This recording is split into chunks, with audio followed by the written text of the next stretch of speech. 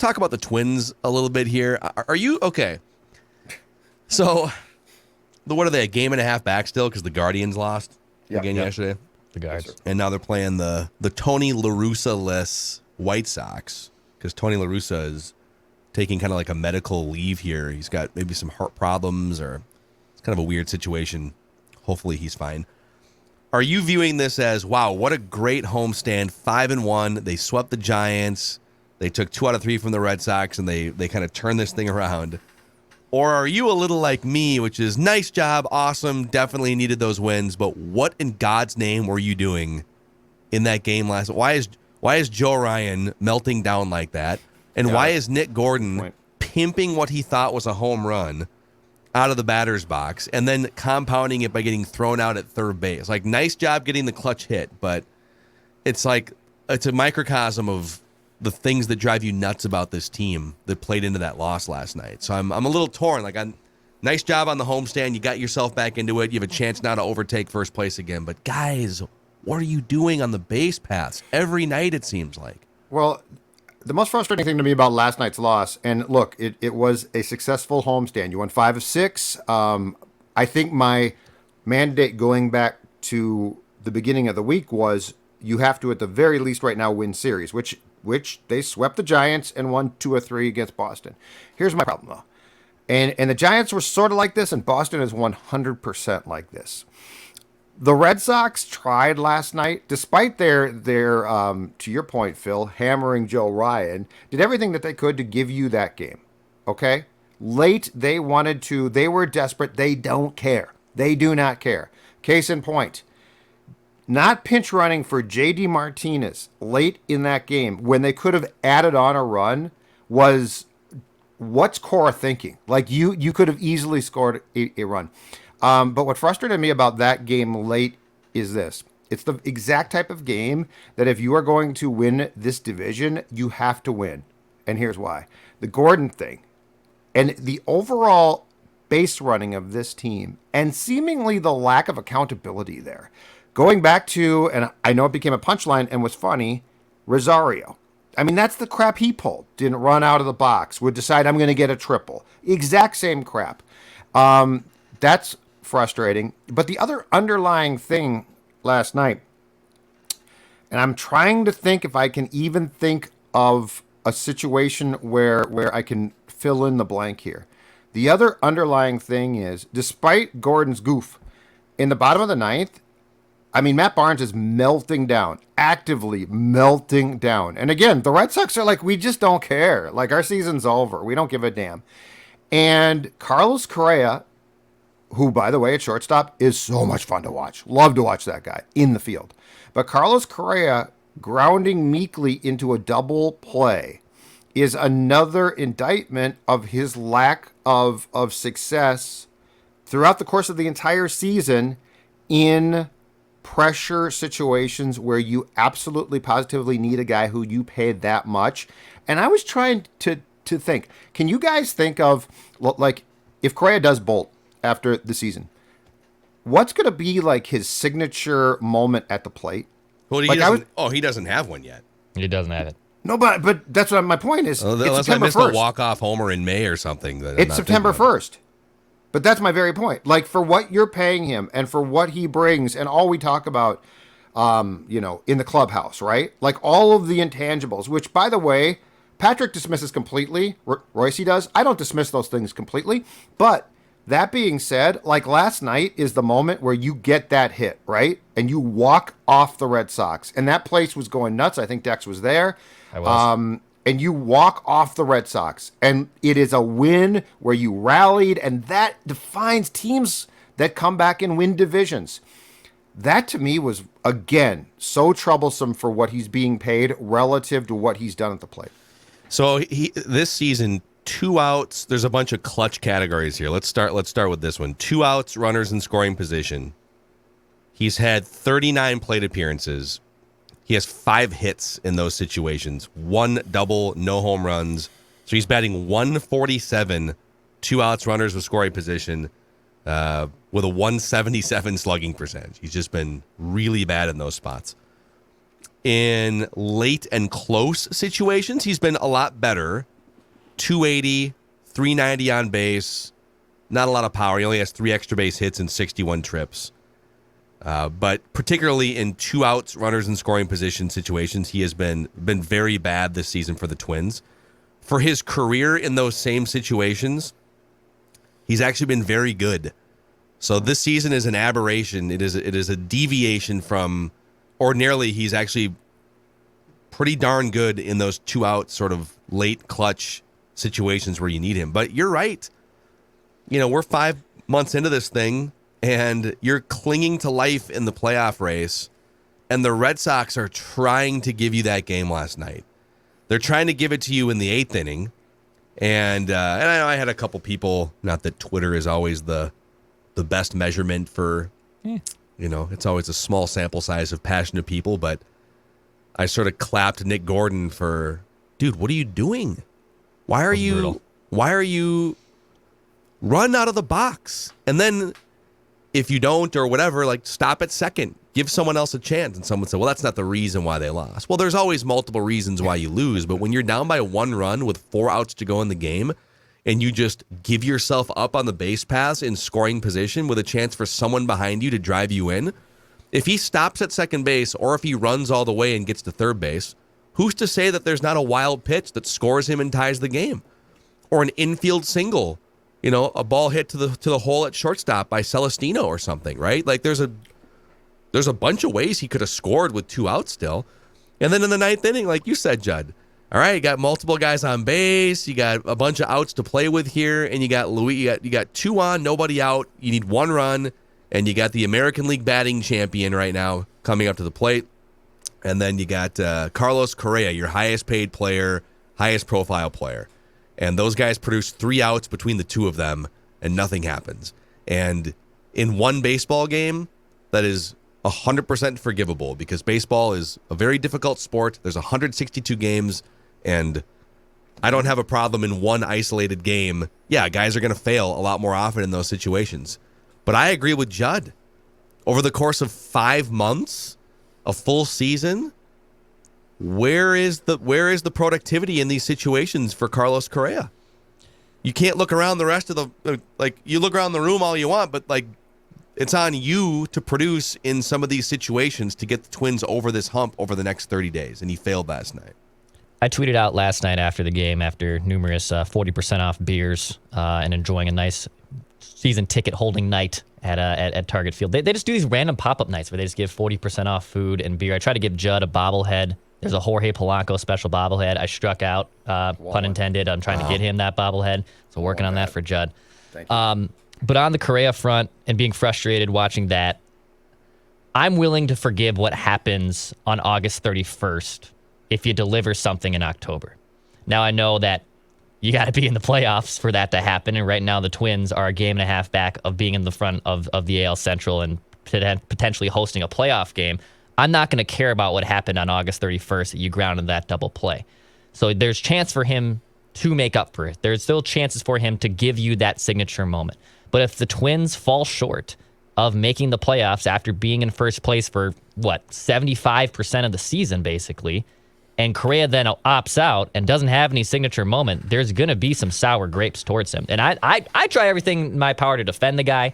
I think his signing was incredible. It came completely out of left field. His agent wanted this to happen because he couldn't get the long-term deal. I think it was a great move in the short term for the Twins. But if there's not a signature moment that's delivered, there's going to be some sour grapes involved with a lot of fans with Correa. I want him back though. I would place a bet on him bouncing back in 2023, and I want to be part of that bounce back. So I wouldn't hold it against him as much if he doesn't really give you, I think he has to give you something in September for you to feel like, okay. But if he wants, this is the thing, if he wants a big contract, and he's competing with 2 or 3 other big high profile free agents that are either younger than him or around the same age. Right. So he, for himself, has to produce big time in September or October if he wants an 8-year mega contract. Right. But even if that doesn't happen, I still think he's good enough and valuable enough and has a bounce back in him next year where I want him back. But yeah, it has not lived up to what you thought in 2022 with him. So I texted a guy that watches the Twins a ton last night and asked the same question, which is where is you texted a guy who watches the Twins a ton last night. That I don't want to name names. That's one of the most like vague. But this guy watches. But wait, just hold on a second, because the punchline's good. Hey, I need. And I said, exactly what I said to you guys, which is, where's the signature moment? Am I forgetting one? Because there's a lot of games I could have forgotten one. And the reply was brilliant. The reply was this: when you don't have a signature moment by September 1st, that is your signature moment. Yeah. And I guess Very my profound.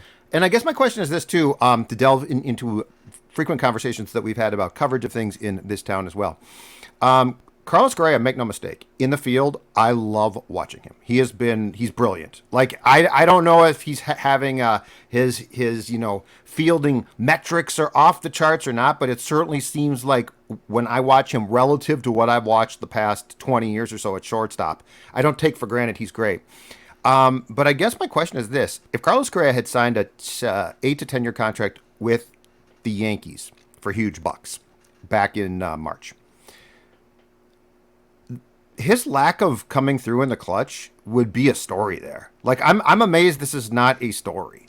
This to me is one of the it's one of the most important things about this entire season. And yes, it's fun to have him here. And yes, there are certain things it's fun to watch him. And yes, I think he is a true professional. But all of that being said, where's the story here on the fact that you are literally paying a guy the most, I believe, of any infielder this season in the major leagues? Good for you, Poleheads. Good for you, Twins.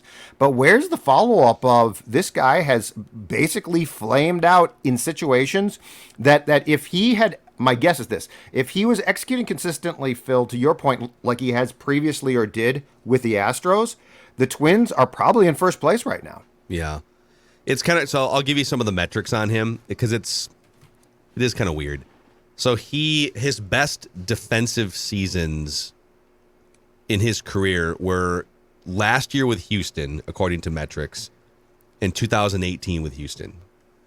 This year, he's been above average defensively, but for whatever reason, he hasn't been as good defensively, according to the metrics, as he was last year in Houston.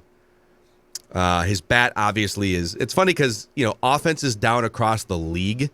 So he actually he is an above average hitter. He's not having one of his best offensive seasons. In fact, if you rank by weighted on base average, this would be the 1, 2, 3, 4, about the fifth or sixth ranked offensive season in his 8 years in the major leagues. He's probably going to wind up with 20 home runs. He's probably going to wind up with a well above average OPS. So overall, the bones are there. He's going to wind up as a 3.5 or 4 wins above replacement player, which is a very, very good player. But it's nowhere near the best that he is able to play. It's nowhere near his peak capability. And I think your points are magnified by the fact that the productivity isn't coming in the biggest spots where you need him as much. So if you were giving me these numbers and he was performing at a higher level in high leverage situations, I think you'd say, all right, yeah, maybe he's not having the best season of his career, but man, he's there when you need him in these big situations. But there's so much to be told. I mean, look at this next stretch for the Twins.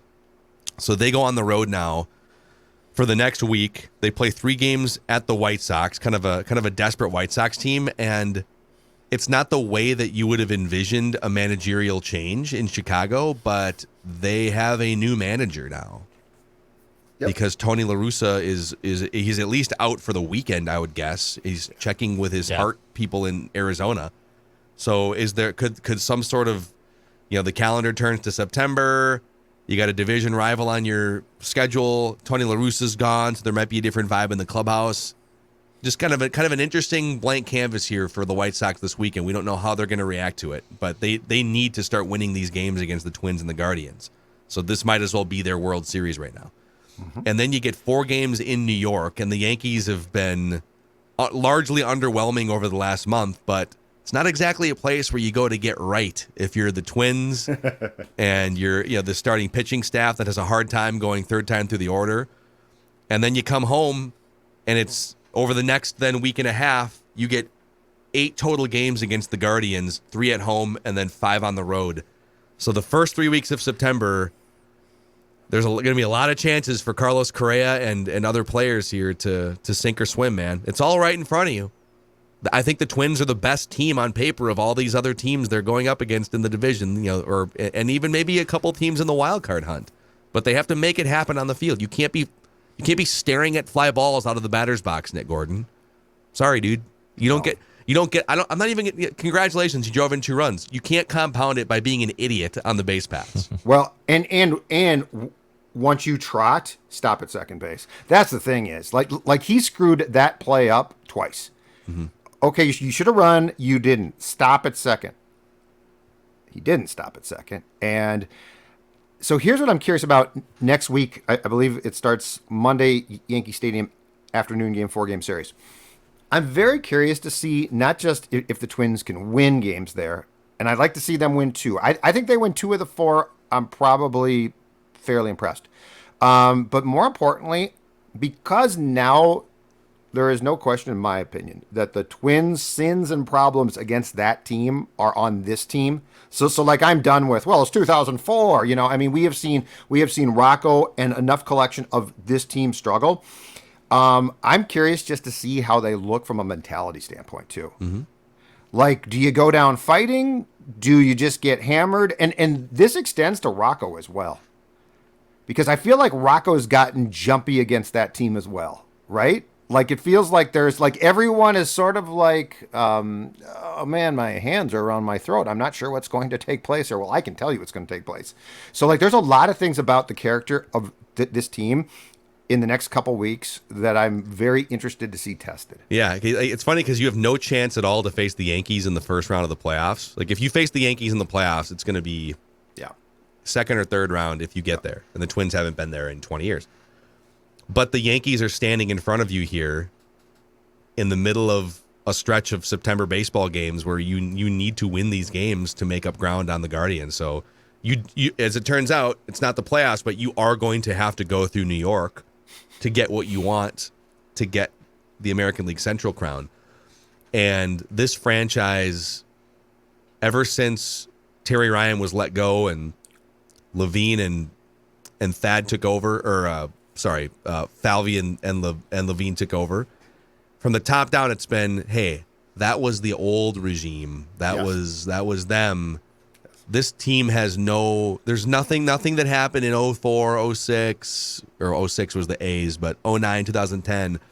But as they've said that now over the last several years, like, well, look how many losses they've racked up against the Yankees in both in the regular season and the postseason. So now it is also on you. So you get the added pressure here of having to go through, you got to beat the White Sox and Cleveland to get what you want, but you also have to go through the Yankees to get what you want here in the month of September. So it's going to be a really intriguing stretch in September here for the Twinkies. Really intriguing stretch for Judd over the last year too, as he has lost 40 pounds thanks to our friends at Livia. That's right. And most importantly too, now I am keeping that weight off, and that is the tough thing, right? Like we've all lost weight, and then for those of us who go up and down, we gain that weight back. But most importantly here, I lost the weight. It was as easy as possible, and now it's staying off. Heck, Dawn joined. She's lost 16 pounds. I've gotten notes from people in the past 2 weeks saying I'm down, 32 pounds. I'm down 36 pounds. And that is because this program is as simple and instructive as it possibly gets. And I want you to join now. It's the anniversary sale. You can join 50% off. 50% off. 855-GO LIVEA, Livea.com, LIVEA.com.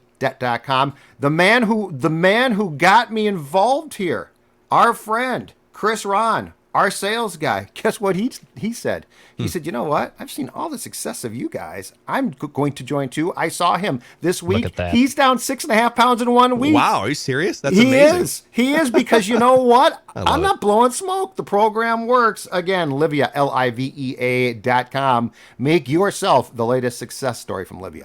Over at Federated Insurance, which has been a partner of ours for a number of years here on Mackey and Judd, They are all about the 4 cornerstones that make up their corporate culture: equity, integrity, teamwork, and respect. And they apply those 4 cornerstones to all of their interactions and decision making.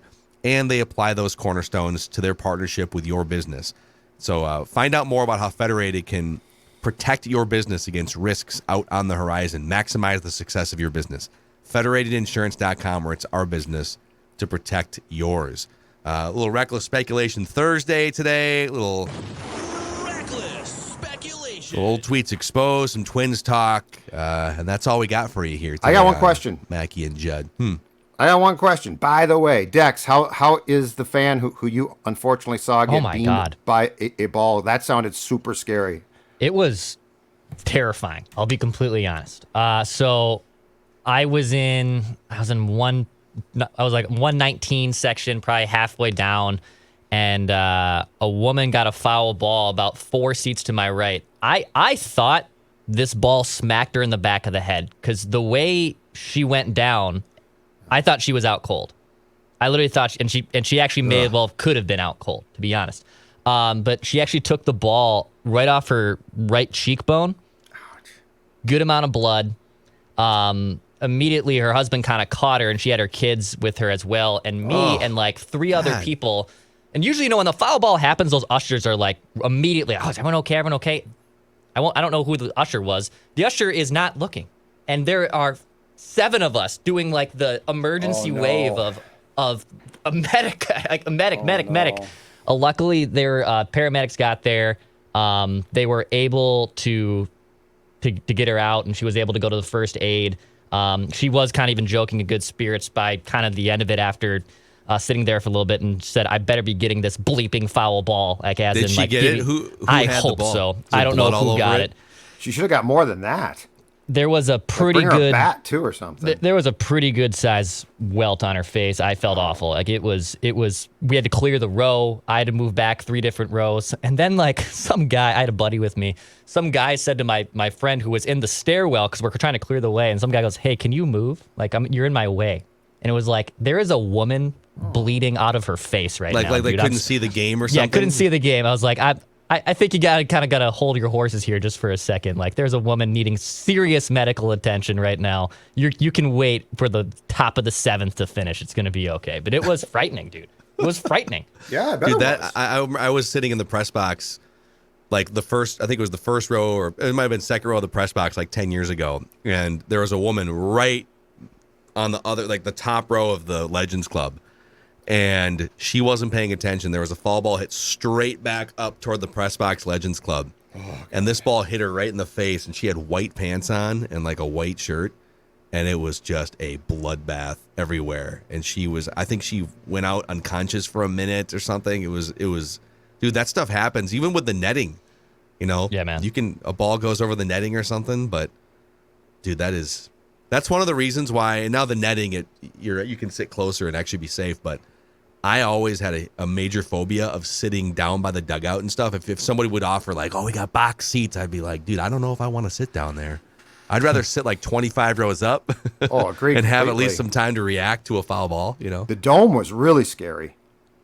Because the dome, if you were like behind the dugout in the dome or something, that ball was on you in a heartbeat. You had no chance. Dude. Maybe with a glove, but you had no chance. Yeah, well, good luck. What are you gonna do? Hold Well, your I glove in hope front of she's your okay, face the whole Declan. game? Just- Yeah, it wasn't that is RoboCop scary. level, that which we're going to review for this weekend, where there was a good amount of blood and gory in RoboCop, but it was a real life horror scene in my opinion, playing out in front of me at the Twins game, not including the ending to the ball game either. So yeah. Well, hopefully the random gal here is okay. If somebody knows if she's okay, if you could tweet at us, that would be good. So, all right, yeah, we will. RoboCop, the original RoboCop, is the action movie for this week. None of us had seen it until watching it this week. So, yeah, why don't you guys watch that with us and buckle up for a bloody time.